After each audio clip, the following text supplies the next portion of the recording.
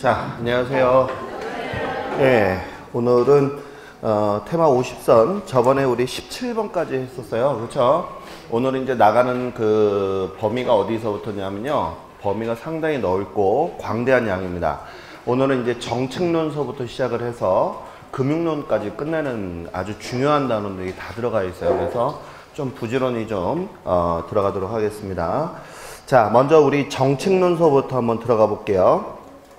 아마 그 내용도 많은 부분이지만 이 짧은 시간 동안에 정리를 못하고 넘어가는 부분들이 있으니까 강의 노트를 꼭 좀 봐주시면서 복습을 좀 부탁을 드리겠습니다. 알겠죠? 자, 먼저 한번 보도록 할게요. 우리가 이 정책론에서는 첫 번째가 이제 시험에서 많이 나오는 부분이 뭐냐면 우리가 이제 부동산 시장이 실패를 하게 돼요. 그러면서 이제 정부가 개입을 하는데 정부가 개입을 할 때 명분을 가지고서 개입을 하게 됩니다. 이제 처음에 시장에 들어가서 수요와 공급이 깨지는 상태에 대해서 정부가 이제 들어갔는데 오히려 정부가 개입을 하면서 좋은 효과를 얻어야 되는데 반면에 실패를 하게 된다는 그런 내용이고, 그 다음에 또 어떤 규제와 제도가 들어갔을 때 어떤 영향을 미치는가, 이게 이제 가장 중요한 거다, 이렇게 보시면 되겠어요. 자, 그럼 먼저 첫 번째가 있습니다. 첫 번째 제가 시장 실패와 정부 개입이다 이런 말 나온 거 있죠. 자, 먼저 우리가 이 정부 개입의 필요성이다 라고 할 수가 있는데요. 이 정부 개입의 필요성은 크게 두 가지가 있습니다. 거기에 제가 열거한 것처럼 정치적인 기능과 그 다음에 또 하나는 경제적인 기능에 대해서 나오게 됩니다. 이 문제가 시험에 많이 나왔던 거니까 뭐가 정치적인 것인지 그 다음에 뭐가 경제적인 것인지 그 개념은 정확히 머릿속에 좀 담아 주셔야 됩니다. 그러면 우리가 이 정치적이라고 하는 것은 누구와 입장에서 정치적이라고 보는 거냐 하면 국가의 마음에서 이렇게 접근을 하셔야 되는 거예요. 알겠죠? 그러면 국가의 마음에서는 사회적인 목표에서 첫 번째가 효율성이라는 말을 제가 적어놨는데, 이 효율성이라는 얘기는 우리가 효율적이다라고 하는 거와 좀 약간 색깔을 어떻게 보셔야 되냐면, 이건 효율적인 자원 배분을 얘기하는 거예요. 다시 효율적인 뭐라고요? 자원 배분. 그래서 국가는 어떤 거냐면 부동산이라고 하는 토지와 건물을 효율적으로 최적의 자원 배분을 하겠다. 이게 바로 효율성이라는 뜻입니다. 그러니까 이 효율성이 무슨 뜻인지 개념을 정확히 인지하여야 한다는 거예요. 무슨 얘기인지 알겠죠? 자, 다시 한번 여기서 말하는 효율성은 부동산, 즉 토지와 건물을 국민들한테 어떻게 최적의 자원 배분을 효율적으로 하겠다. 이게 바로 효율성이라는 거 다시 한번 강조합니다. 알겠죠? 자, 그 다음에 두 번째는 형평성이라고 하는 것은 제가 늘 얘기했던 것처럼 아까도 나눠주는 걸 골고루 나눠주고 싶다, 이런 얘기죠. 그래서 국민들한테 토지와 주택을 골고루 나눠주겠다. 그 다음에 소득 재분배라는 얘기는 무슨 얘기냐면 우리 대한민국의 세법의 헌정에는 잘 사는 사람한테 세금을 많이 걷고 못 사는 사람한테 나눠주겠다. 이게 바로 소득 재분배라는 뜻이거든요. 그래서 우리가 골고루 살 수 있는 그런 사회를 만들겠다. 이게 바로 소득 재분배다, 이런 뜻입니다. 그래서 우리 세법에서 아마 배우시면 알겠지만 어때요? 누진세 형태로 되어 있죠. 그래서 잘 사는 사람한테 많이 걷는 형태가 되어 있다. 이게 바로 정치적 기능이다, 이런 개념을 좀 알아두셔야 되고요. 그러면 이제 경제적 기능에서는 어떤 거냐 하면 수요와 공급이 존재하는 부동산 시장이 실패를 했단 말입니다. 그래서 그 시장 실패를 보완한다는 것이 바로 경제적 기능이다라고 보시면 돼요. 그 옆에 제가 외부 효과를 제거한다라고 나와 있는데 이 외부 효과 외에도 되게 많이 나와 있어요. 알겠죠? 그럼 우리가 알고 있는 이 외부 효과는 정의 효과도 있었고 부의 효과도 있었던 거 기억하시죠? 그래서 그런 내용들을 우리가 하는데, 이렇게 시장 실패를 수정을 하겠다라고 하는 이 경제적인 거에 가장 중요한 것은 아까도 제가 효율성적인 얘기를 했었잖아요. 최적 자원 배분을 갖다가 활성화하겠다라는 개념에서 시장 실패를 보완하겠다, 이런 취지라는 것을 알아두셔야 됩니다. 그래서 정부가 개입을 하게 된 필요성에는 크게 두 가지가 있다. 정치적인 기능과 경제적인 기능이 있다는 것을 꼭 머릿속에 담아주시기 바랍니다. 자, 이제 두 번째는 시장의 실패 원인에 대해서 한번 짚어보자고요. 정부가 개입을 하기 전에 왜 부동산 시장이 실패가 됐을까? 이것을 이제 따져봐야 될 거 아니겠습니까? 그래서 첫 번째가 뭐가 있냐 봤더니 외부 효과가 있더라 이런 얘기입니다. 그러면 외부 효과라고 하는 것은 정해 효과와 뭐가 있다? 부의 효과라고 하는 게 있는데, 정해 효과라고 하는 것은 우리가 알다시피 나는 가만히 있는데 공원이 들어서거나 이런 거 있죠. 그 다음에 부의 효과는 시멘트 공장이 들어선다거나 이런 거잖아요. 그런데 문제가 뭐냐 하면 정해 효과 같은 경우가 국가가 직접 나서서 공공재를 만드는 경우보다는 개인이 재산을 갖다가 어떻게 공원 같은 데 만드는데 어떻게 돼요? 과소 생산을 하게 될 수밖에 없었다는 얘기죠. 맞아요? 그 다음에 시멘트 공장이 들어가게 되면 사회적 비용이 더 많이 소비가 되는 것을 알게 되는 그런 문제점 때문에 부동산 시장이 실패가 되었다. 이런 뜻입니다. 무슨 얘기인지 이해가시겠어요? 자, 그 다음에 공공재다라고 하는데 아까도 방금 말씀드린 것처럼 공공재라고 하는 것은 우리가 알고 있는 도로나 학교나 보건소, 동사무소 이런 것들도 있고 공원도 있잖아요. 근데 이런 것들은 개인이 생산할 때 과대 생산한다, 과소 생산한다, 과소 생산한다는 거예요. 그래서 여기에서 공공재라 하는 것은 개인이 과소 생산하는 것 때문에 우리가 시장이 실패가 됐다 이런 얘기고, 그 다음에 이제 세 번째는 뭐가 있냐면 무임승차자라고 나온 거 있었죠. 무임승차자는 뭐냐 하면 세금이나 이런 우리가 사실 이 공공재를 만드는 것이 국민의 세금을 가지고 만들어내는 건데, 국민의 세금은 하나도 안 내면서 이용만 하는 사람이 있잖아요.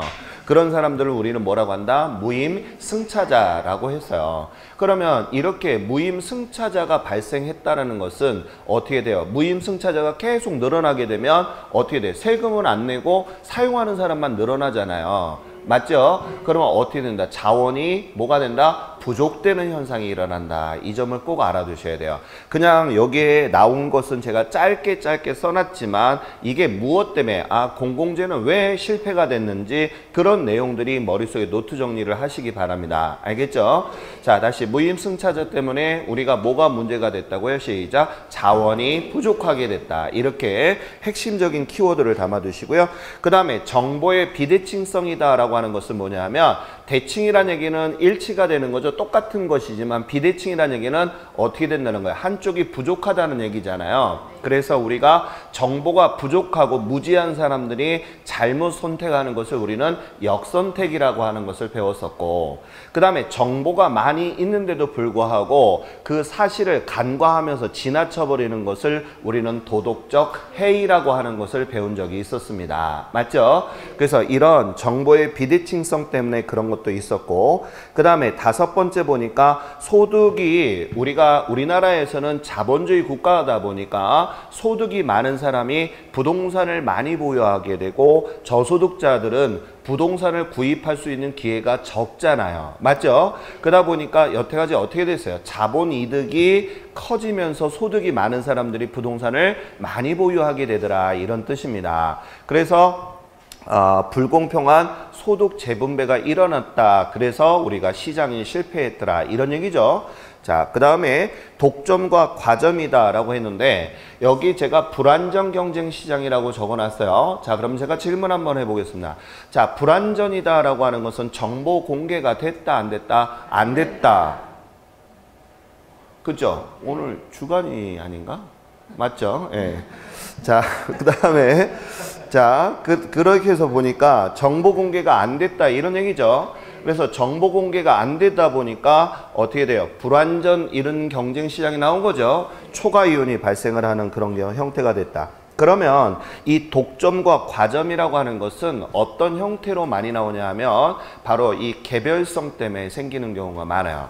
왜? 각 개별성은 각 지역마다 지가가 다 다르죠. 그러면 그 지역에 사는 사람은 그 지역이 가격이 오를 것이다라는 것을 누구나 너무 먼저 알 거 아니에요. 맞죠?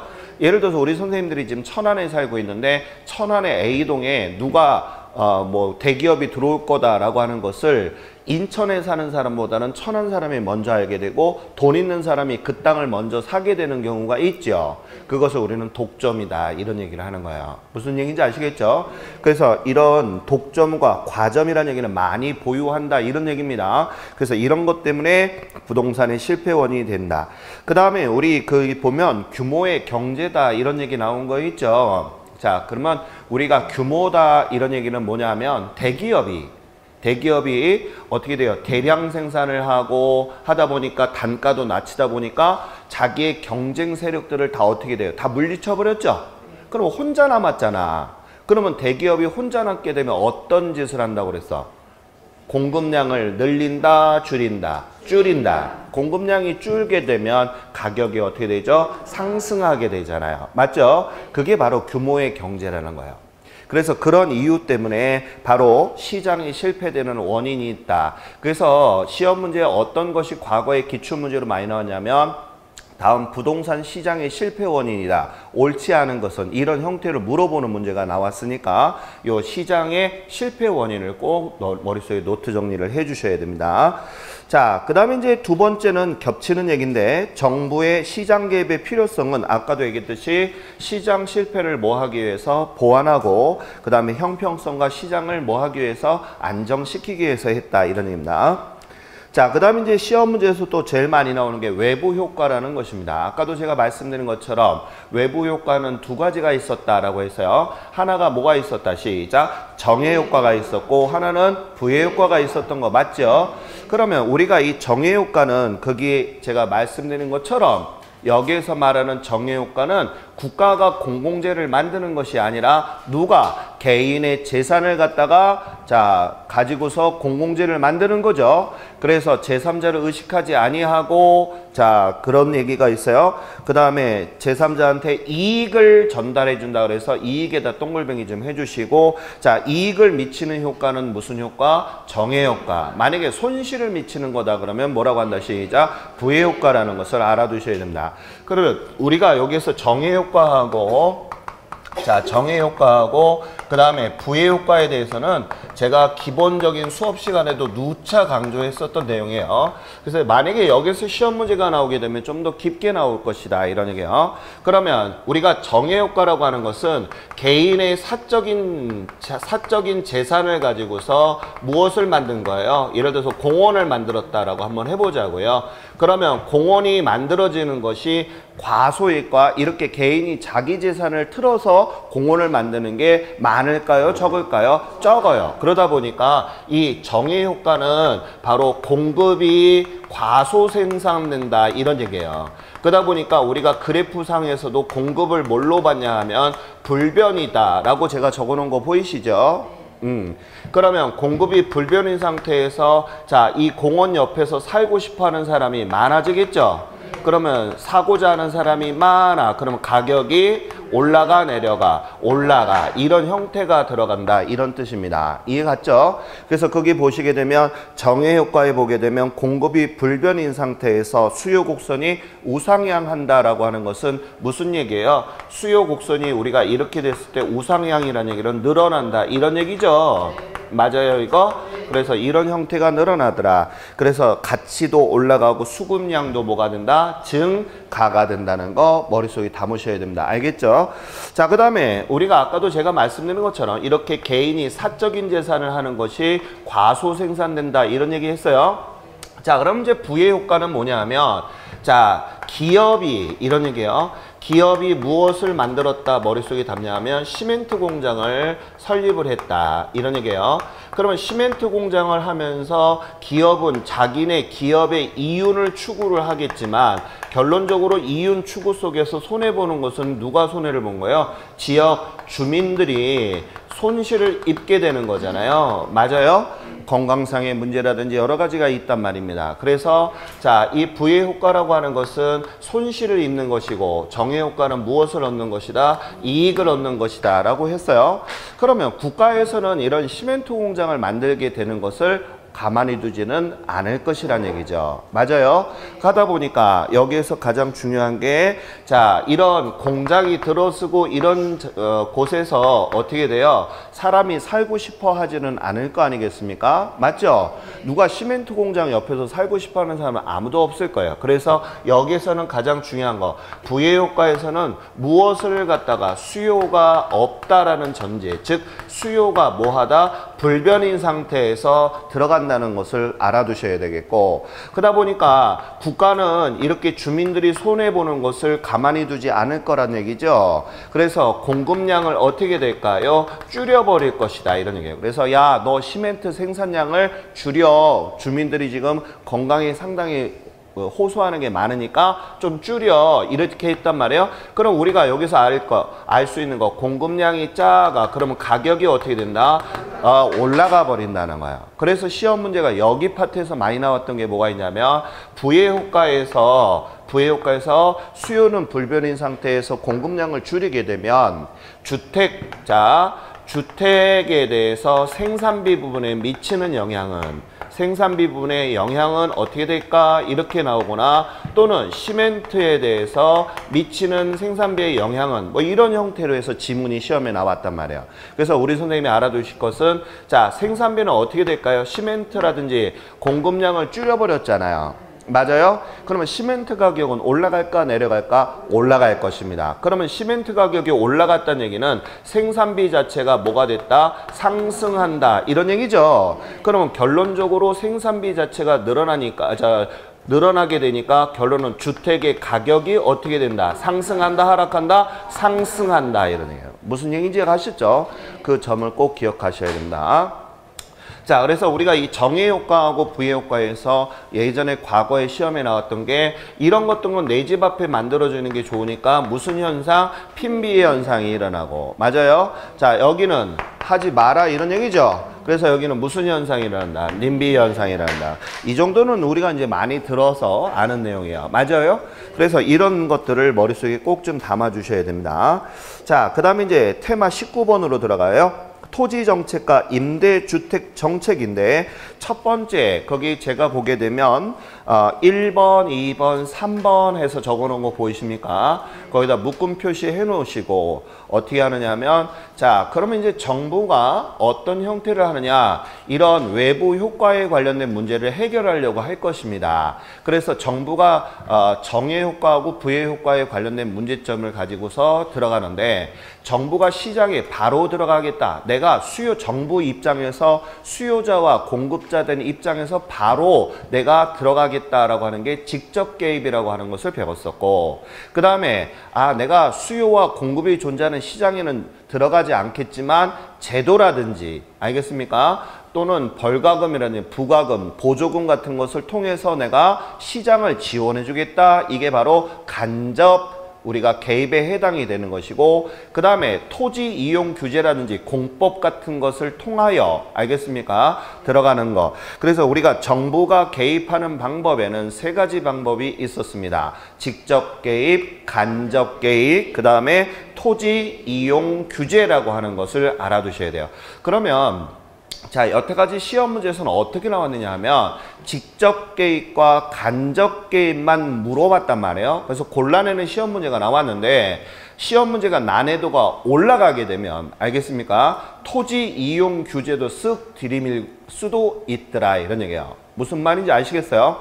그래서 그 토지 이용 규제에서부터 우리가 다 들어가 줘야 된다. 그러면 직접 개입은 어떻게 되냐면 정부가 수요와 공급 시장에 직접 들어가는 거죠. 그래서 거기 보게 되면 도시를 재개발했다는 얘기는 완전히 어떻게 돼? 재개발해서 공급을 하는 행위가 되는 거죠. 맞아요? 그러다 보니까 공급자가 되는 것이고, 그 다음에 토지를 비축한다는 얘기는 토지를 사들인다, 이런 얘기 아니겠습니까? 그러면 이건 뭐가 된다? 수요자가 되는 거 맞죠? 이처럼 국가가 직접 수요자와 공급자 된 형태로 취하는 것을 우리는 뭐라고 한다? 시작! 직접 개입이고, 그 다음에 간접 개입은 거기에다가, 자, 아까 시멘트 공장 같은 경우는 국민들한테 건강에 해치는 경우가 많잖아요. 그러다 보니까 벌금이라든지, 맞아요? 부담금을 안긴다든지 이런 부분들이 많이 존재하고, 그렇죠? 그 다음에 예를 들어서 아까 정해효과라는 사람들한테 많은 혜택을 주겠죠. 무슨 보조금이라든지 이런 혜택을 줄 것이다. 이렇게 우리가 요런 간접적인 것, 제도나 이런 것 등을 통해서 들어가는 것을 간접 개입이다 해서요. 그러면 토지 이용 규제라고 하는 것은 우리가 공법에서 많이 배우시면 알겠지만 지역 지구제라든지 토지 이용 계획이라든지 도시계획, 건축규제, 인허가 뭐 이런 것들은 전부 다 공법상에 나오는 거 맞죠? 그래서 이런 내용들은 토지 이용 규제다. 그래서 머릿속에 노트 정리하실 것이 여태까지 직접과 간접만 있는 게 아니라 토지 이용 규제도 있다라는 점을 꼭 기억하시고 머릿속에 노트 정리하시기 바랍니다. 자, 그다음 이제 네 번째 시험 문제로 자주 나오는 게 바로 임대료 규제라고 하는 것이 시험에 가장 많이 나오게 됩니다. 자, 그러면 임대료라고 하는 거에 대해서 잠깐 우리 또 짚고 넘어가야 되겠어요. 자, 임대료라고 하는 것은 우리가 저소득자들이 우리가 자기 집이 없어서 월세 부분에 대해서 지원을 해주는 것을 얘기하는 것이지요. 맞아요. 그래서 우리가 이 저소득자한테 월세를 지원을 해주는 데 있어서 임대료를 갖다가 규제를 한단 말이에요. 첫 번째가. 그러면 이때 우리가 임대료를 규제를 한다는 얘기는 시장에서 존재하고 있는, 자, 시장보다 규제 이렇게 나와 있어요. 그럼 시장에서 존재하는 우리가 균형적인 그 임대료가 500원인 데 있어서 규제를 400원을 하게 된다면 이런 얘기예요. 그러면 우리가 구성하고 있는 시장에서 거래되고 있는 월세 가격이 500원인데 규제를 뭐라고 했어? 야, 400원만 받아. 이런 얘기를 한단 말이에요. 하기 때문에 이 임대료 규제에서 시험 문제가 가장 많이 나오는 부분이 뭐가 있냐면 아무래도 우리 부동산에서 저소득자, 국가는 저소득을 위주로 하기 때문에 이 임대료 규제에 관련된 내용이 시험에 많이 나온단 말입니다. 그래서 이 내용을 정확히 알아야 되는데 항상 시험에서는 단기적인 효과와 장기적인 효과를 물어보는 경우가 상당히 많이 있습니다. 그러면 임대인들은 이 시장에서 균형되어 있는 500원은 임대인이 얻는 수익을 얘기하는 거 아니겠습니까? 맞죠? 그 수익을 규제를 해버렸단 말이에요. 그래서 빵 쳐버리니까 어쩔 수 없이 단기적에는 규제 효과가 있었다 없었다? 있었다는 거예요. 효과가 아주 좋았다는 얘기죠. 그쵸? 그런데 임대인이 생각해 보니까 국가가 뭔데 하면서 내 수익을 왜 가로채 이런 식으로 이제 생각을 하게 될 거 아닙니까? 맞죠? 하다 보니까 자, 장기적인 효과에는 어떤 게 된다? 임대에 관련된 물건, 즉 월세를 뭘로 바꾼다? 전세로 바꾸는 경우가 있다 없다? 있다는 거예요. 그래서 용도 전환을 하게 되겠죠? 그래서 용도 전환을 하다 보니까 어떻게 돼요? 자, 임대 물건이 전세로 바뀌다 보니까 어떻게 됩니까? 공급량이 어떻게 돼 버렸어요? 줄어버렸죠. 그쵸? 그러면 공급량이 작아 라고 하게 되는 순간 우리가 무엇을 배웠냐면 가격이 어떻게 돼요? 다시 올라가더라. 그래서 여기에 말하는 이 가격은 임대료가 다시 상승하더라 이런 얘기죠. 근데 그 상승하는 폭이 옛날 가격보다도 어떻게 되더라? 더 많이 올라가더라. 왜? 월세를 전부 다 뭘로 돌렸기 때문에, 전세로 돌렸기 때문에 기존에 있었던 공급량보다도 상당히 많이 올라가다 보니까 여기에 폐단이 뭐가 생기느냐 봤더니 자, 이 월세에 대한 이중 가격이라는 게 형성이 되더라 이런 얘기입니다. 그러면 아까 우리가 정상적일 때 500원이었잖아요. 그 가격보다도 너무 비싸는 거야. 700원을 받아. 그런데 정부에서는 지금 얼마밖에 못 받게 하고 있어. 400원. 그러면 계약서에다가는 얼마라고 쓴다? 400원이라 쓰고 나머지 뒷돈으로 받게 되는 거죠. 이게 바로 무슨 가격이란다? 이중 가격이란다. 그 다음에 또 이런 이중 가격과 아울러서 암시장 같은 경우가 형성이 되겠죠. 불법적으로 하는 게 암시장이라고 하는 거니까. 자, 그 다음에 돈 없는 사람들은 그러면 월세, 기존에 있었던 그 월세에서 이제 계약이 만료가 되면 이사를 가야 되는데 갈 수가 없다는 거예요. 그래서 거주에 제한을 받더라 이런 뜻입니다. 무슨 얘기인지 이해가셨어요?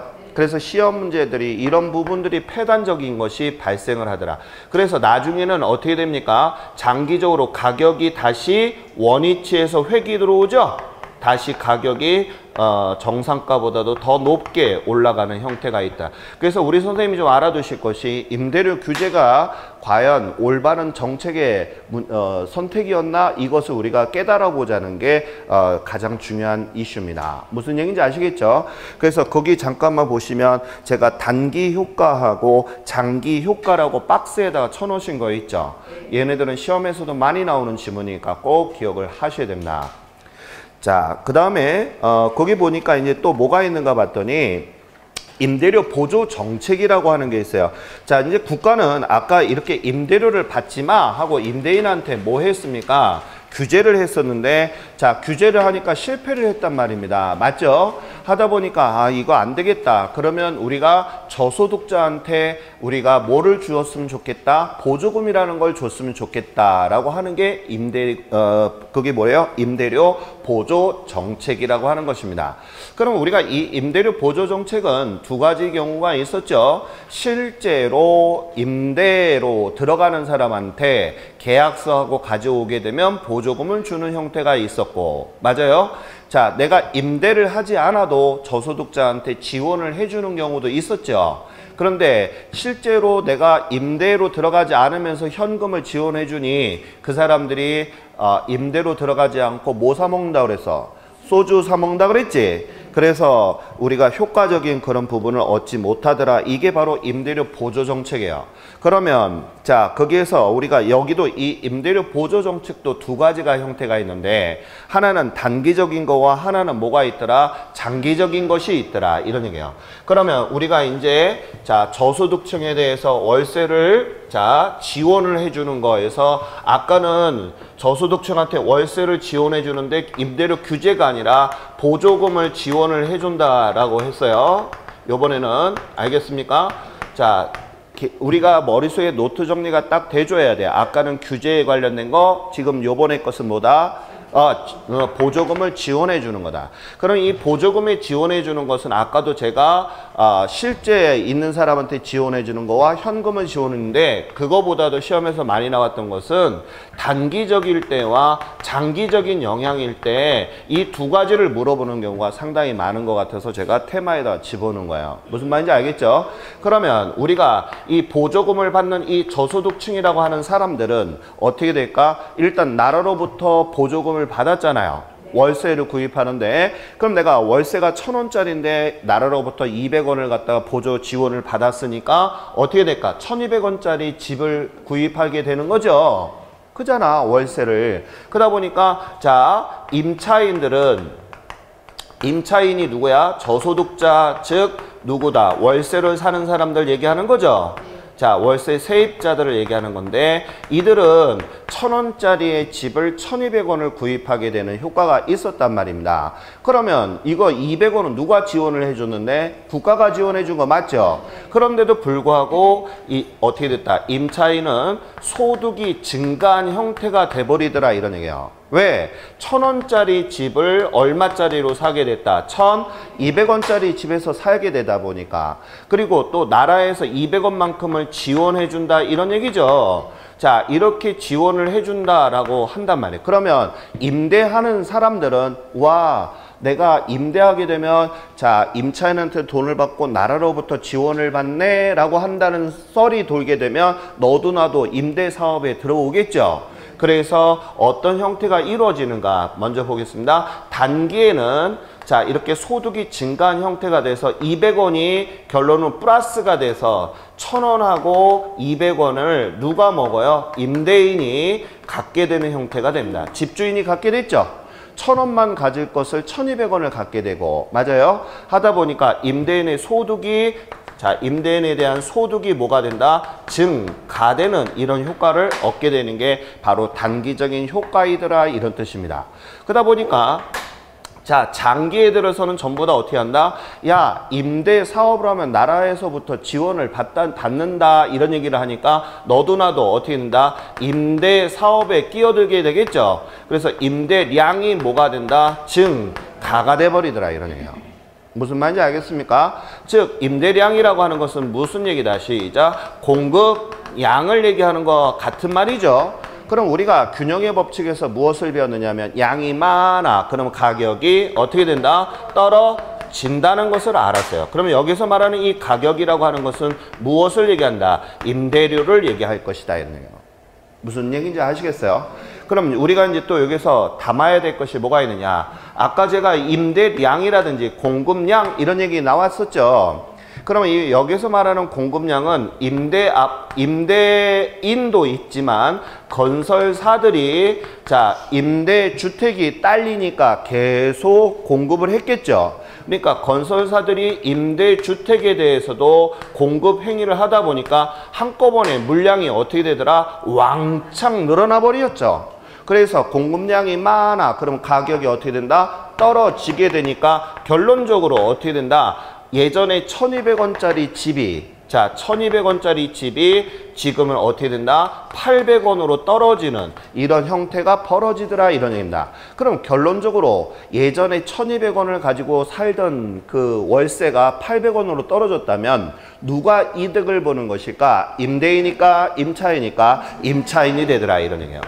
이해 갔어요? 그래서 우리가 여기에서 알아두실 것은 뭐가 있냐면 임차인이 혜택을 보더라. 언제? 장기적으로. 그래서 머릿속에 노트 정리를 하실 것이 저소득자가 월세를 지원한다. 즉 임대료에 대해서 우리가 부동산 학에서는 월세라는 말을 잘 안 써요. 알겠습니까? 뭐라고 한다? 시작. 임대료라는 말을 쓴단 말입니다. 그래서 임대료에 대해서 아까 규제를 했을 때 하고 지원받았을 때 있죠? 그 두 가지 개념이 머릿속에 정확히 노트 정리가 되셔야 돼요. 무슨 얘기인지 알겠죠? 어떻게 노트 정리가 돼야 되겠어? 단기와 장기의 영향을 꼭 머릿속에 담아주시기 바라겠습니다. 자, 그 다음에 이제 이번에는 테마 20번에 부동산의 조세 정책으로 들어가 보도록 하겠습니다. 자, 여기도 이제 시험에 아주 많이 나오는 내용이기 때문에 꼭 알아두셔야 됩니다. 자, 아무래도 이게 있어요. 기본적인 바탕이 있어야 된다. 아무래도 이제 조세란 얘기는 세금과 관련이 있는 거잖아요. 그죠? 그러면 만약에 공급자들한테 국가가 야, 세금 올린다? 이런 얘기를 하게 되면 공급자들은 어떻게 될까? 세금 많이 낸다니까 남는 게 없잖아. 그럼 공급량을 늘릴까 줄일까? 줄이게 된다는 그런 기본적인 사고가 있어야 된다는 거예요. 무슨 말인지 알죠? 그 다음에 이제 두 번째 사고는 뭐가 있어야 되냐 하면 임대인에 대해서도 한번 생각을 한번 해보자고요. 임대인은 뭐를 전문적으로 하는 사업자야? 임대를 전문으로 하는 사업자인데, 자, 직격탄이 뭐냐 하면 보유세를 갖다가 올리는 거거든요. 즉 재산세 맞죠? 재산세를 확 올리게 되면 과연 집주인만 그 세금을 부담할 것이냐? 이것을 고민해야 돼.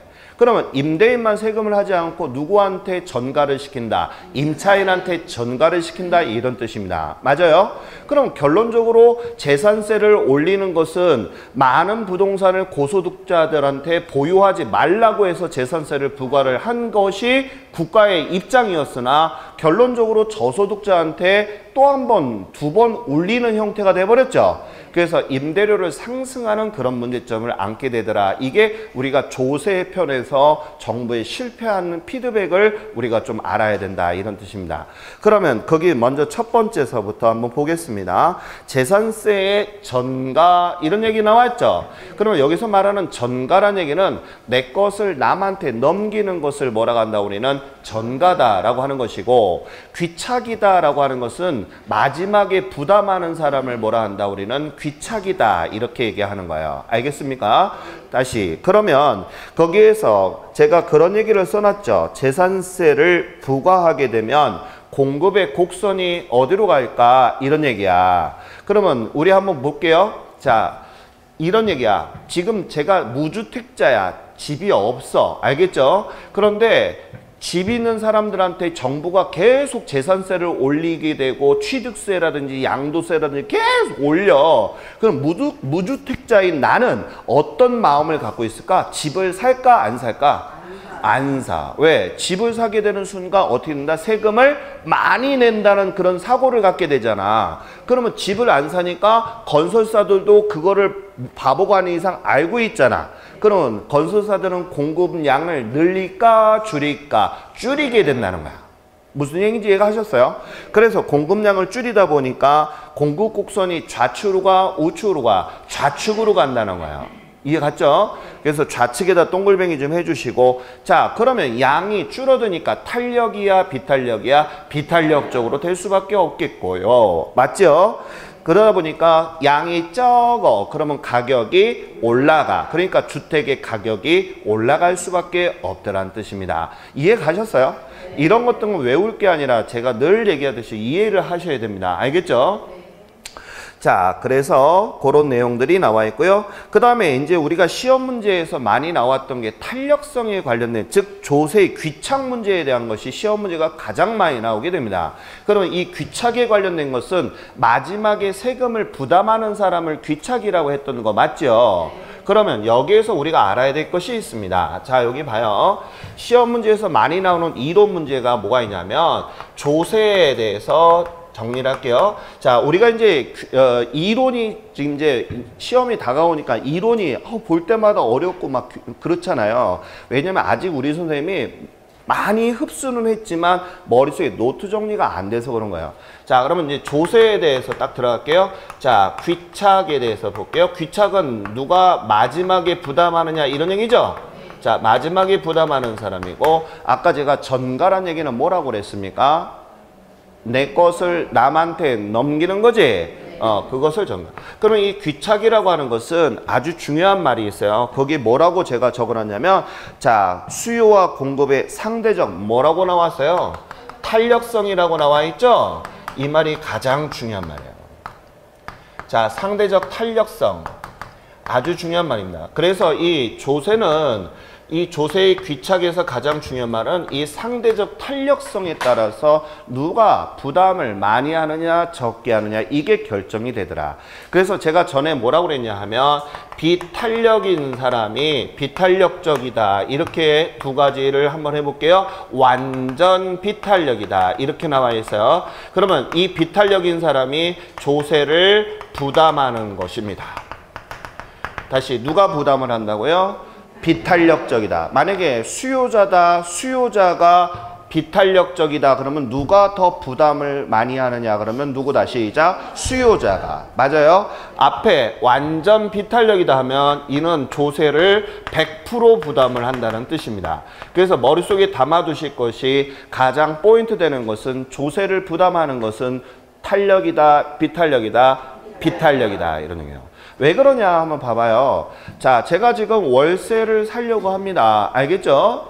그러면 우리 선생님이 전부 다 앉아 계신 분들이 전부 다 임대사업자란 말이에요. 그럼 나는 혼자인데, 임차인은 혼자인데 임대사업자가 되게 많지. 그럼 나는 어떤 주택에 들어가서 월세를 살려고 하냐면 싼 집, 맞죠? 그런데 거기다 세금까지 부과를 해서 나한테 한다면 그 집에 들어가겠어? 안 들어가겠어? 안 들어가지. 맞죠? 그러면 이렇게 탄력적이게 되면 부담을 안 한단 말이에요. 그죠? 비탄력일 때 반대 입장에서 한번 해볼게요. 자, 반대 입장이다라고 하면 내가 임대하는 입장이야. 맞죠? 이거 탄력적인 여러분들이 전부 다 임차인이라고 하게 되면 제가 막 세금을 마음대로 올리고 막 할 거 아니야. 집이 하나밖에 없으니까. 맞죠? 그래서 그런 개념에서 접근을 하는 거예요. 그래서 여기 알아두실 거 뭐냐면 조세의 귀착에서는 무엇을 결정한다? 무엇 때문에 결정한다? 탄력성이야. 탄력성. 알겠어요? 탄력성 때문에 결정하는데 이때 조세를 부담할 때는 비탄력적이면 조세 부담이 크다 이런 얘기야. 알겠죠? 조세 부담을 하는 거야. 알겠죠? 자, 그 다음에 완전 비탄력이다라고 하면 100% 부담을 한다. 그 점이 가장 주된 포인트다라는 거. 그래서 거기 제가 그런 얘기를 써놨어요. 비탄력적이면 부담이 커진다. 이런 말 제가 적어놓은 거 보이십니까? 그래서 거기 1번, 2번, 3번, 4번의 반가로 사례를 적어놓은 거 봤죠? 그럼 한번 같이 볼까요? 1번서부터 보면 공급이 비탄력적인 경우에다가 밑줄, 자, 공급이 비탄력이다라는 말 나와 있습니까? 그러면 공급이 비탄력이니까 누가 부담을 해야 돼? 공급자가. 맞죠? 그 다음에 2번은 수요가 비탄력이다 이런 말 나와 있죠? 그 다음 밑줄. 그럼 수요가 비탄력이면 누가 부담을 해야 돼? 수요자가. 그러니까 딴 거 볼 필요 없어. 비탄력인 사람이 세금을 많이 부담을 한다. 요게 머릿속에 들어가면 어려운 게 하나도 없는 거야. 알겠어요? 그 다음에 3번에 보니까 공급이 완전 비탄력이라고 나와 있죠? 거기다 빗줄. 그럼 내가 완전 비탄력이다라고 하는 것은 100% 부담해야 된다 했잖아. 그러니까 결론적으로 공급이 완전 비탄력이다 나와 있잖아요. 맞죠? 그래서 공급자가 다 100% 부담해야 되고, 네 번째는 자, 수요가 완전 뭐라 그랬어? 비탄력이라 그랬지? 그러니까 누가 부담하는 거예요? 이번에는 수요자가 100% 부담한다. 그러면 이제 조세 부담에서는 무슨 내용인지 알겠어요? 그러면 이제 귀착이라고 하는 거와 전가라는 거 제가 설명했습니다. 알겠죠? 자, 그 다음에 이제 조세의 경제적 효과에 관련된 내용도 가끔 시험 문제로 나오니까 잠깐 보도록 하겠습니다. 토지의 공급 곡선이 완전 비탄력적이면 에다가 밑줄 좀 그어주시고요. 자, 우리가 이 토지라고 하는 거에 대해서 잠깐 좀 한번 보도록 하겠습니다. 자, 토지는 제가 늘 얘기하는 것처럼 물리적인 경우와 그 다음에 경제적인 경우에 우리가 두 가지 형태의 공급을 우리가 볼 수가 있습니다. 그럼 우리가 이 토지에 대해서 공급은 물리적인 경우하고 경제적 공급이다 라고 볼 수가 있는데, 물리적이라는 얘기는 뭐라고 했냐면 제가 부중성이라고 했던 거 기억하시죠? 우리가 자연적 특성의 부중성이라 하는 것은 절대량의 불변이라 하여 지구는 절대로 늘지 않잖아요. 맞죠? 그래서 우리가 전에도 제가 말씀드린 것처럼 꼭 알아둘 거, 자, 다음 토지는 물리적 공급이 가능하다 불가능하다? 불가능한 거야. 알겠어요? 그래서 물리적 공급이 불가능하다. 그래서 시험 문제에 이렇게 나오는 경우가 있습니다. 자, 토지에 자, 물리적 공급에 관한 설명이다. 단계는 완전 비탄력이지만 장기로 가서는 자, 탄력적으로 변한다. OX. X야. 한번 우리가 토지는 물리적 공급은 무조건 안 돼. 단장기. 알겠습니까? 상관이 없어. 그러면 여기서 말하는 이 경제적 공급이라고 하는 것은 무슨 얘기냐면 용도를 뭐 하는 거야? 전환하는 거지. 그래서 우리가 예를 들어서 소지에서 뭘로 바꾼다? 지로 바꾸는 거 맞습니까? 이걸 우리는 경제적 공급이다, 용도적 공급이다 이런 얘기 하는 거 맞죠? 그래서 우리가 이런 내용을 하고요. 자, 이때 우리가 단기일 때와 장기일 때가 있는데, 단기일 때는 어떻게 나타난다고 그랬지? 비탄력. 그 다음에 장기일 때는 어떻게 나타난다고 그랬어요? 탄력적이다 라고 했었죠? 그러면 여기서 질문.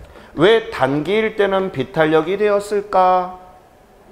아까 제가 소지에서 부지로 바꾸는 데는 시간이 걸릴까 안 걸릴까? 걸려. 무슨 시차? 시작. 공급 시차가 발생을 하기 때문에 여기서 꼭 알아두실 것은 공급 시차로 인해서 잠시 동안은 가격이 뭐가 된다? 왜곡이 될 수 있죠.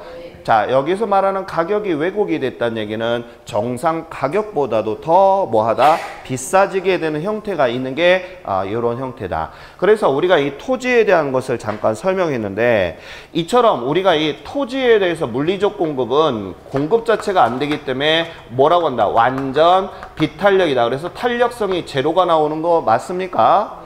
공급 자체가 안 된다 했어요. 자, 이렇게 완전 비탄력의 형태로 취하는 것이다. 그런데 이렇게 완전 비탄력이면 조세가 전가되지 않는다는 얘기예요. 그러니까 이게 무슨 얘기냐면, 내가 토지를 갖고 있어. 알겠어요? 더 이상 늘어나지 않아. 그러니까 결론적으로 남한테 세를 주거나 이러지 않고 나 혼자 쓰기도 벅차다는 얘기가 될 수 있겠죠. 그죠? 그래서 이런 조세의 전가가 되지 않아. 이런 것들을 발표한 애가 누구냐면 헨리 조지라고 하는 애야. 무슨 말인지 알겠어요? 그래서 얘가 뭐라 하냐면 토지세만 충당을 해도 다른 세금을 걷지 않아도 충분하다라고 얘기를 했던 애가 헨리 조지였으나, 우리가 인간이 여태까지 살아오면서 물리적 공급은 안 되는 것을 알았지만 무슨 공급은 가능하더라? 시작. 경제적 공급은 가능하다는 것을 알게 돼요. 맞아요? 그렇기 때문에 토지세가 우리가 이 경제적 공급으로 인해서 토지에 관련된 세금이 어떻게 되더라? 임차인한테도 부과가 된다는 것을 알게 된다는 거죠. 그래서 헨리 조지가 얘기한 것은 맞았어? 틀렸어? 틀렸어.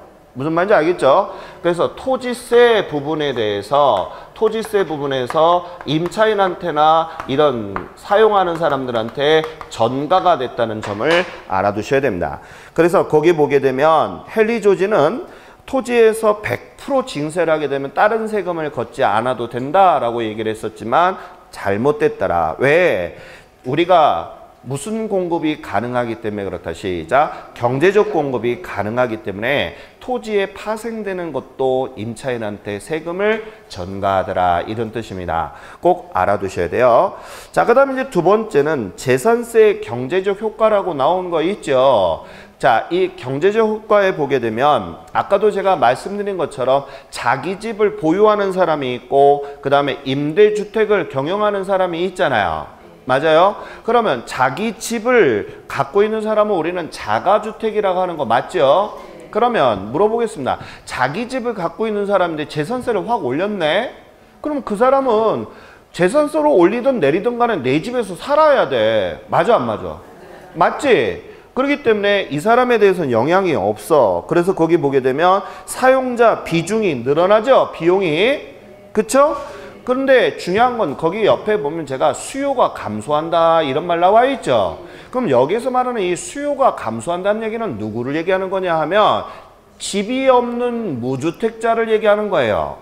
그래서 무주택자가 집을 살려고 한다 안 하려고 한다? 안 하려고 하지. 아까도 제가 얘기 드렸잖아요. 집 없는 사람이 집 살까 그랬더니 취득세 올려, 양도세 올려, 보유세, 재산세 올려 세금을 잔뜩 하니까 야 집 있으면 세금만 많이 내네 이런 얘기가 되잖아. 맞지? 그러면 여기 잠깐만 봐요. 부동산 우리가 여기를 알아야 돼. 집만 있으면 취득세 알겠죠?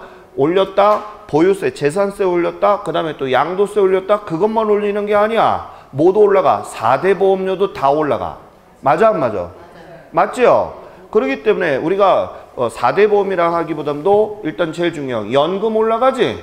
그 다음에 또 모두 올라가. 보험료 올라가지. 그죠? 그러다 또 차 있고 땅이 있어봐. 잔뜩 내게 돼요. 맞죠? 그래서 이런 문제점들이 생기는 걸 보고서 주택을 소유하려고 한다? 안 하려고 한다? 안 하려고 하니까 수요가 감소가 되더라. 이런 뜻입니다. 이해 갔죠?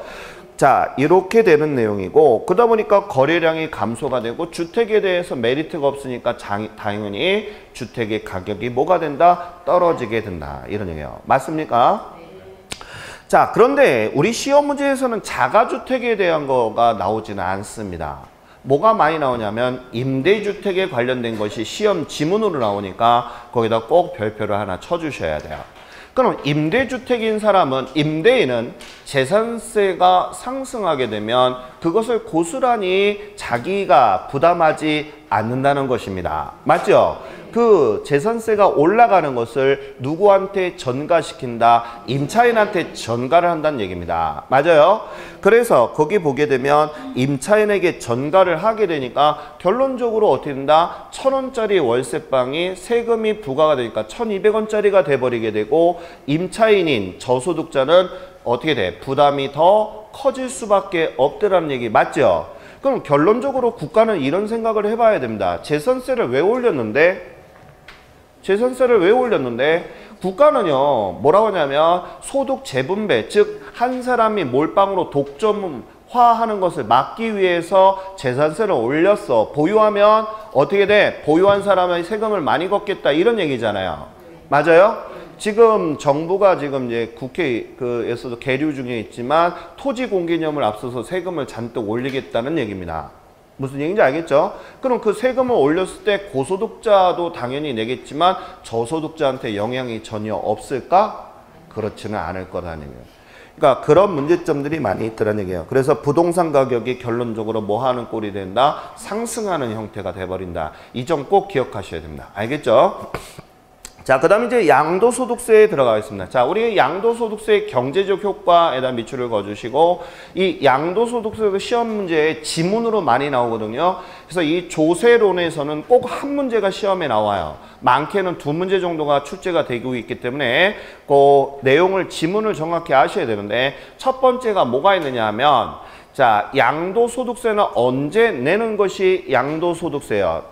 구입할 때, 처분할 때 내는 거죠. 그러면 매매 차익, 즉 양도 차익이 많이 생기게 되면 세금을 많이 걷겠다는 게 양도소득세잖아요. 그렇지 않겠습니까? 근데 이때 양도소득세를 갖다 확 올려버리니까 집을 팔려는 사람이 팔까 안 팔까? 안 판다는 거예요. 그럼 집을 안 팔아버리게 되면 수요와 공급이 존재하는 시장에서 공급량이 늘까요? 줄까요? 줄어버리게 되면 우리가 경제 논리에서 뭐를 배웠다? 양이 적어. 그럼 가격이 올라가는 이런 형태가 되더라. 이런 얘기예요. 그래서 우리가 이 양도소득세, 즉 세금을 올린다고 해서 능사가 아니다라는 거예요. 그럼 결론적으로 양이 적어. 그러면 가격이 올라가지? 그럼 그 가격이 올라가게 되면 과연 그 가격이 올라간 것만큼을 누가 부담하느냐 이런 얘기야. 우리 부동산학에서는요 고소득자를 대상으로 하지 않아. 가장 중요한 건 우리가 학개론에서 배우는 거에 가장 중요한 것은 대상이 누구야? 저소득자야. 저소득자가 어떤 영향을 받느냐 이게 우리 시험 문제의 관건이란 말이야. 그러면 저소득자들은 어떻게 된다? 가격이 올라가니까 임대료 또한 어떻게 된다? 올라갈 수밖에 없더라. 그래서 우리 늘 얘기하는 거지만 저도 총각 결혼 초창기 때는 내 집을 저는 이제 조그만 아파트서부터 시작했지만 그 전에 총각 때는 어땠냐면 저도 월세나 전세서부터 시작을 했단 말이에요. 그러니까 결론적으로 어떻게 했나? 월세 좀 올려주세요. 그런데 막 100만 원짜리 있던 월세에서 200만 원 올리게 된다는 게 쉬운 게 아니잖아. 맞아요, 맞아요. 안 그러면 나가야 되니까 이런 형태가 되더라는 얘기죠. 자, 그래서 여기서 알아두실 것이 동결 효과라는 용어를 알아야 되는데요. 동결 효과라는 얘기는 무슨 얘기냐 하면 양도소득세를 갖다가 늘려버리니까 사람들이 집을 팔아 안 팔아? 안 팔아. 그래서 딱 멈춰진 상태, 동결됐다는 얘기는 자 멈춰진 상태, 얼어붙은 거야. 우리 예전에 어렸을 때 그런 게임 한번 해본 적 있죠. 얼음 딱 막 뛰어오면 얼음 이렇게 하고 있다가 자 땡 하게 되면 막 뛰어가고 이런 게임 하신 적 있어요? 네. 세대가 저랑 안 비슷한데 자 아무튼 그런 게임 한 적이 있죠. 그게 동결이에요. 알겠습니까? 그래서 동결 효과란 뭐니라고 물어봤을 때 어떻게 한다?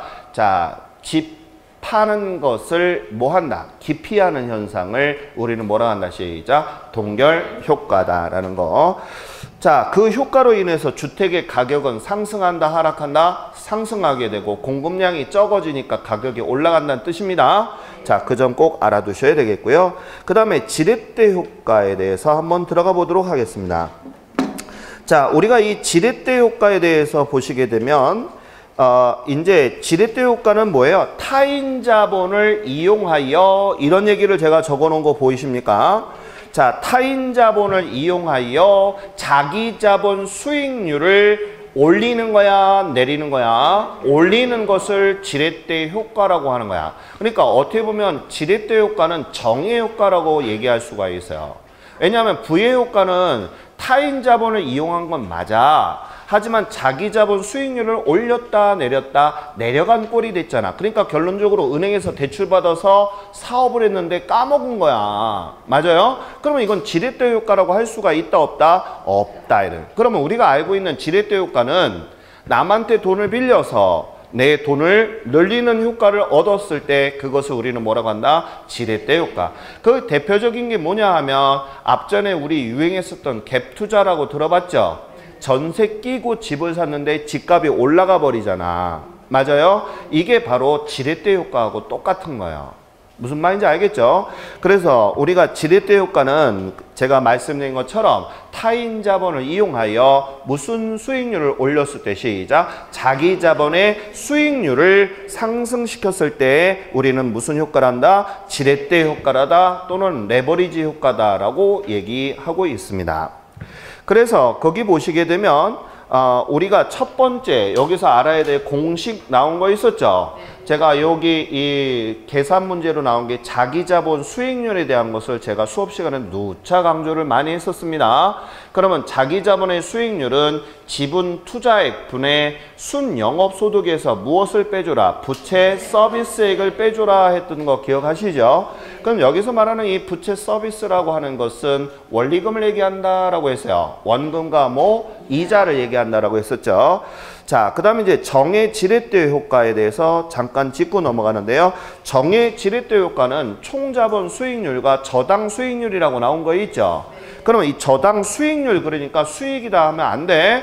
여기서 말하는 저당 수입은 수익률이라고 하는 것은 차입할 때 이자율을 얘기하는 것입니다. 알겠어요? 근데 출제자들은 우리 수험생들을 갖다가 어떻게 헷갈리게 하려고 뭐라고 한다? 저당 수익률이란 말을 쓴단 말이야. 그러니까 헷갈리면 안 돼. 저당 수익률은 뭐라고 해? 시작. 차입이자율이야. 그럼 물어볼게. 자, 내가 예를 들어서 이런 얘기야. 차입할 때 이자가 은행에서 내가 5%의 돈을 빌렸어. 자, 이게 저당 수익률이라고 했었죠. 그죠? 자, 같은 말이야. 자, 그래서 내가 사업을 할 때 5%의 돈을 빌렸는데 거기 보니까 총자본 수익률이라고 나온 거 있죠. 자, 총자본 수익률이라고 하는 것을 우리가 뭐라고 하냐면 기대 수익률이다 이렇게 보는 거거든요. 그래서 우리가 여기 보시게 되면 5%에 내가 은행에서 돈을 빌려서 사업을 했는데 자, 20%의 수익을 올렸다면 나 잘했어? 못했어? 잘했지. 얼마 남았어? 15%만큼 돈 남았잖아.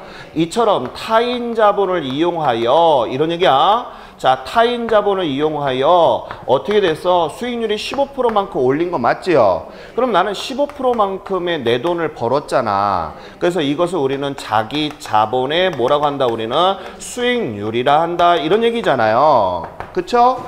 이처럼 내가 남의 돈을 활용을 해서 이렇게 돈을 많이 벌었다라고 하는 것을 우리는 무슨 효과라고 한다고요? 지렛대 효과다. 무슨 얘기인지 이해갔어요? 그럼 여기서 질문. 자, 우리가 학개론에서 배웠던 게 뭐가 있었냐면 내 돈을 가지고서 사업을 하는 거와 타인 자본을 가지고 사업을 하는 것 중에서 자기 자본의 수익률이 많이 나오는 게 어느 거였다? 타인 자본을 이용하는 것이 가장 최고의 수익률을 극대화하는 거다라는 것을 까먹으면 안 됩니다. 알겠죠?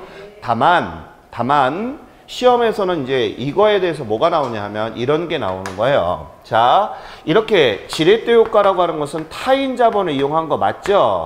자, 타인 자본을 이용하다 보니까 내가 뭐를 해야 된다? 채무에 대해서 상환해야 되는 거 맞죠? 그 상환 금액이 뭐 한다? 늘어나는 거 맞지요? 그러면 여기서 질문. 정해 효과에서 정해 효과가 발생했다면 알겠습니까? 채무 상환액도 줄어든다. OX. X야. 갚지 않았어. 정해 효과라는 얘기는 수익만 나왔다는 얘기지 채무를 상환하지 않은 거야. 맞아요? 또 채무 불이행이다. 갚지 않았을 때 발생하는 위험을 우리는 채무 불이행의 위험이다라는 거 들어본 적이 있잖아요. 또 질문하겠습니다. 자, 타인 자본을 이용하여 정해 효과가 발생을 하였다면 채무 불이행은 감소된다. OX. X야. 갚았다는 얘기 없어. 알겠어요? 그런 말들에 현혹되면 안 된다. 그래서 우리가 당연히 타인 자본을 이용하니까 채무 불이행에 대한 위험은 뭐 하게 되고 커진다. 꼭 기억하세요. 알겠죠? 오케이. 자, 그래서 우리가 정해 효과에서는 거기 얘기한 것처럼 총자본 수익률이 저당 수익률보다 높을 때 우리는 정해 효과다라는 말을 꼭 기억하셔야 됩니다. 알겠어요? 그래서 시험의 지문에 뭐라고 하냐면 자, 총자본 수익률이 저당 수익률보다 낮을 때 정해 효과라 한다. OX, X야. 알겠어요? 그 용어가 우리 선생님이 취약하다는 것을 출제자들이 알기 때문에 그 내용을 정확히 아셔야 됩니다. 그 다음에 이번에 보니까 타인 자본을 이용을 많이 하게 되면 자기 자본 수익률도 올라간다고 그랬었죠? 자, 알아두시고. 그 다음에 거기 보게 되면 금융적 위험도 커진다라고 했어요. 자, 그 다음에 정해의 지렛대 효과를 예상하고 투자한 경우라도 부채 비율이 커질수록 이런 얘기는 뭐야? 남한테 빌린 돈이 커졌다는 얘기 아니겠습니까? 커질수록 투자 위험도 증가하죠. 왜 증가했을까요? 갚아야 될 돈이 늘어나니까 이런 뜻입니다. 자, 그러면 이제 부의 효과는 어떤 게 있어요?